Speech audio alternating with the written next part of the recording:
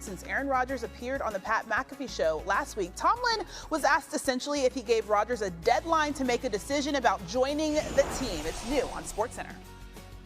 To be quite honest with you, I don't know that I meant that specifically for him or the circumstance. I'm just saying in general, you know, when you report to training camp, man, it's a line of demarcation for development of a group individually and collectively. We go to camp with 4 quarterbacks. Right now we have 2 on the roster, and you know, all options are on the table, and how we acquire those last 2, I assure you we'll have 4 when we get to Latrobe.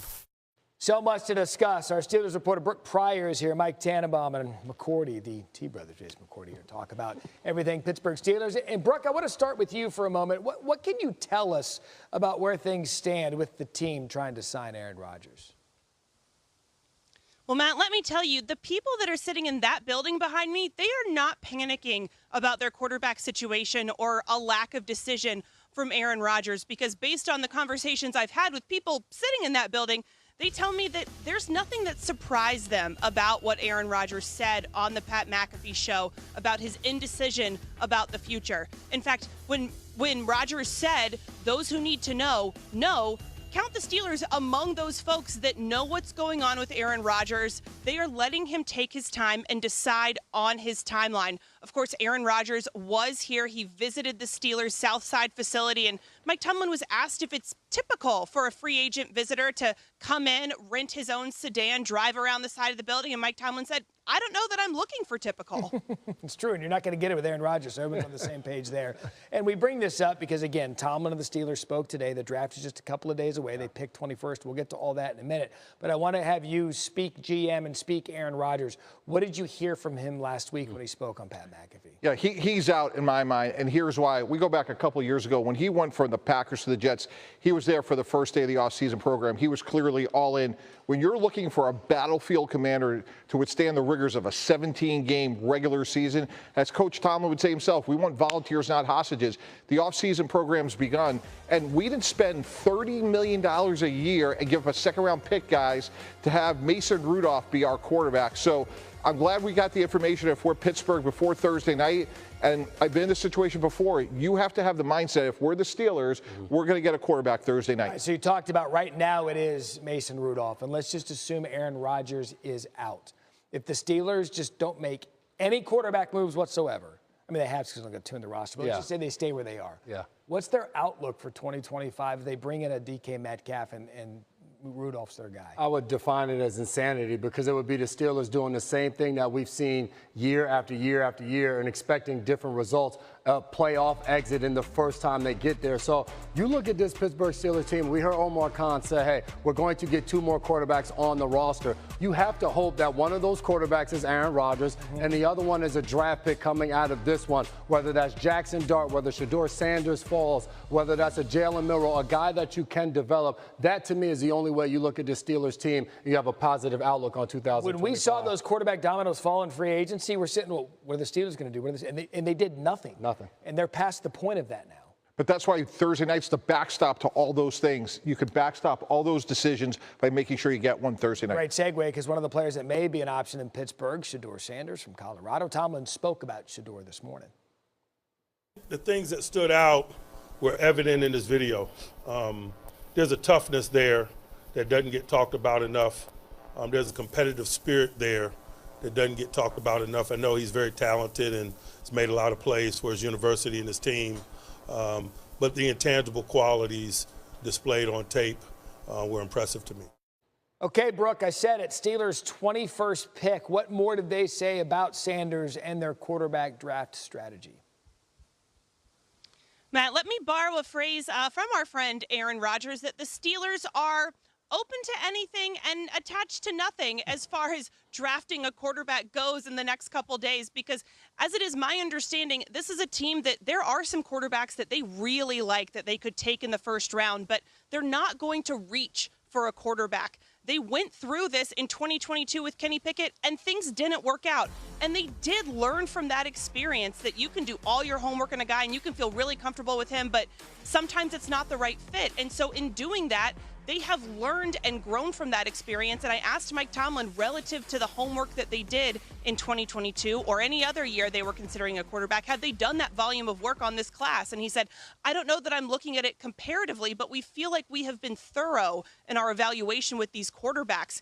And by the way, if they don't draft a guy in the first round, they have a guy in the building in Mason Rudolph, who they have drafted in the last couple years. I guess it's been 6-7 years now, but they feel really good about him. And the guys in the locker room rally around Mason Rudolph, and they will play for him. And Brooke, thank you. And we talk about this all the time, Mike Tannenbaum, how NFL people will talk themselves to making a quarterback into a first round, when in reality is probably a second, third, or fourth. But if the class is weak, they're going to say, oh, this guy's a first rounder because it's best of a weak class. Not saying that's the case for this class, just saying that happens all the time in the draft. But then Shedeur Sanders, he's been looked, poked, and prodded coming into this process. What's a good fit for him? I think it is the Pittsburgh Steelers. And you mentioned picked and poked and prodded.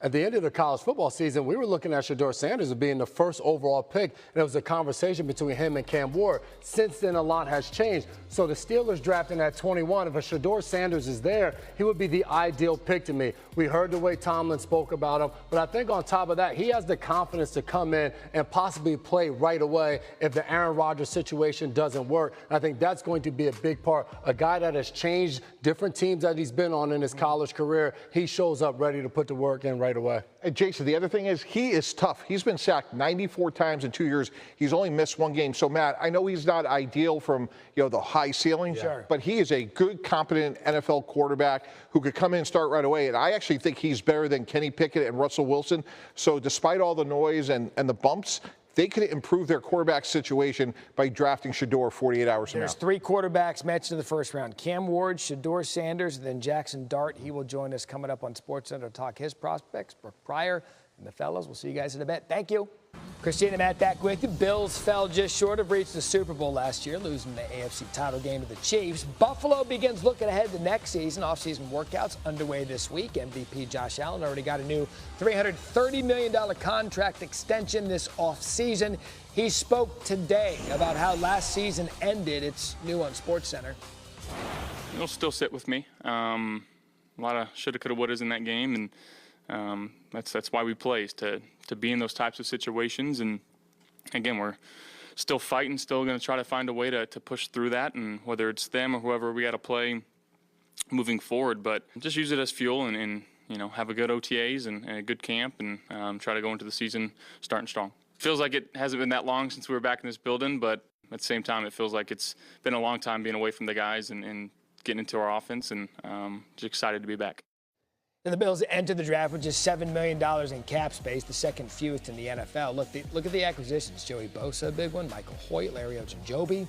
But they'll be without them in the first 6 games of the season due to a PED's violation. Jordan Reed has the Bills drafting corner Trey Amos in the first round. Chào cả mọi người đã quay trở lại với kênh của mình. Ngày hôm nay mình sẽ tiếp tục hướng dẫn các bạn làm vòng. Và hôm nay của mình sẽ có tiêu đề là giấy lau. Mọi người hôm nay vòng của mình sẽ có tiêu đề là khăn giấy. Bây giờ mình bắt đầu làm nha.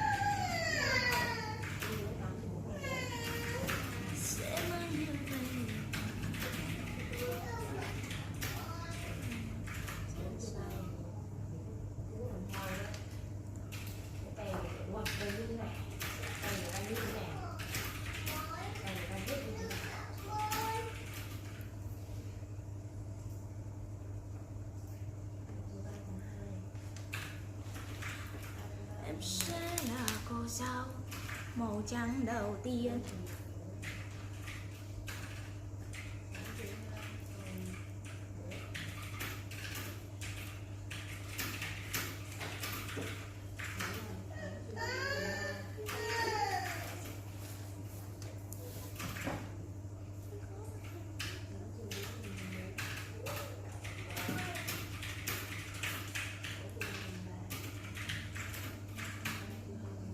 Mọi người ơi, đây là màu trắng này. Màu trắng này. Tiếp tục sẽ là màu vàng.